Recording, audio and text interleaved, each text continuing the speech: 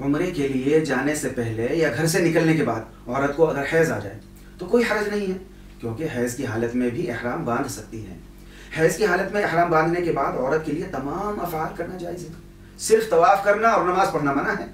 इसलिए इहराम की नियत करते वक्त जो 2 रकात नमाज पढ़ी जाती है वो ना पढ़ें, बल्कि गुस्ल या वज़ू करके क़िबला रुख बैठकर इहराम की नियत करके तलबिया पढ़ लें और पाक होने के बाद गुस्ल करके उम्रा कर लें। उम्रा कर लेने से उम्रा अदा हो जाएगा और कोई दम वगैरह भी लाजिम नहीं होगा।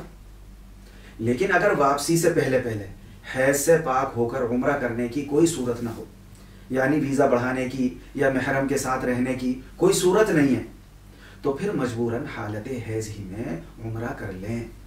लेकिन इस सूरत में हरम की हुदूद में एक दम देना होगा, यानी कुर्बानी करनी होगी। कुर्बानी करें, उम्रा अदा हो जाएगा। और हैज़ रोकने के लिए दवा का इस्तेमाल करना भी जायज़ है।